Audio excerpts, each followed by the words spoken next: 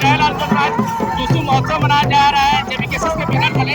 इसका मतलब देख सकते हैं किस प्रकार से टुसु का जो है चौड़ान लेकर के ये लोग निकले और अपने सांस्कृतिक ढोल नगाड़ा मादर लेकर के ये लोग डांस कर रहे हैं और अपने पारंपरिक गीतों को गा रहे हैं, टुसु गीतों को गा रहे हैं। आइए हम दिखाने की कोशिश करते हैं देवेंद्र इस वीडियो में क्या कहते हैं। टुसु का जो शब्द आया है ये टुई शब्द से आया है, जिसको शीर्ष कहते हैं, जो आगा होता है, जो धान का फल आगा में होता है। और एक किसान के लिए धान बेटी के समान होता है, उसी प्रकार टुसु एक बेटी का स्वरूप है किसानों के लिए।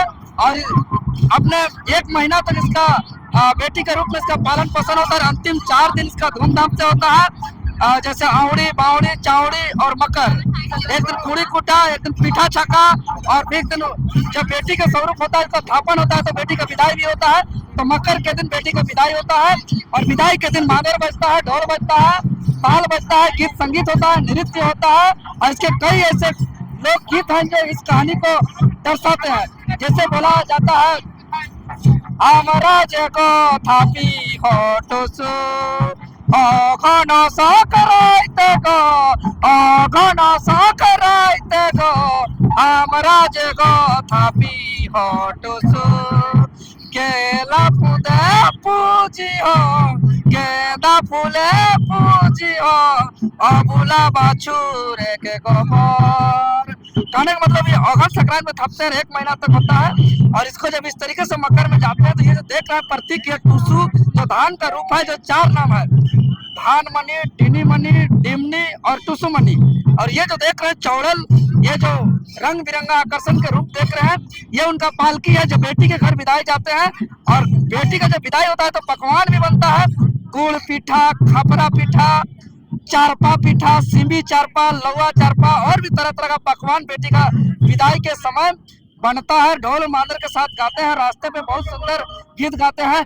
100 पे 200 पे 300 पे लग चले, अमर टुसु मोइथे चले। इस तरीके से जाते हैं। और जब टुसु का विसर्जन होता है तो जब बेटी को विदाई देते समय पिता का जो दर्द होता है, वही दर्द बेटी के रूप टुसु को भी विदाई में होता है। टुसु का विदाई हमेशा बहती नदी में होती है, क्योंकि बेटी का विदाई यानी ससुराल जाती है। ससुराल जाने का मतलब वो सृजन के लिए, तो धान को बहती नदी में देते हैं, जो आगे जाकर के वो जन्मता है, बीज का रूप लेता है, सृजन करता है, इसीलिए बहती नदी में दिया जाता है। तालाब में टुसु का विसर्जन नहीं होता है। और उस समय टुसु के में गाया जाता है विदाई के समय मार्मिक गाना, टुसु तो के जोले दीवाना हमार मोनर आशा मिटे ना, मोनर आशा मिटे ना, टुसु तो के जोले दीवाना। मतलब हमारा मन का आशा नहीं मिटा है, अभी हम विदाई नहीं देंगे, जल में नहीं देंगे, ससुराल नहीं भेजेंगे। जैसे माँ बाप अपना बेटी का विदाई के समय जो एक मातम सा, एक आंसू भरा जो पल होता है, वही पल यहाँ भी होता है। तो ये इस तरीके का महान हमारा संस्कृति, हमारा धरोहर। और आज झारखंड की राजधानी रांची के हृदय स्थली बीचों बीच मेन रोड अलबर्टगा चौक में हम लोग मना रहे हैं, क्योंकि ये हमारी पहचान है और इस पहचान को संरक्षण करना हमारा दायित्व है।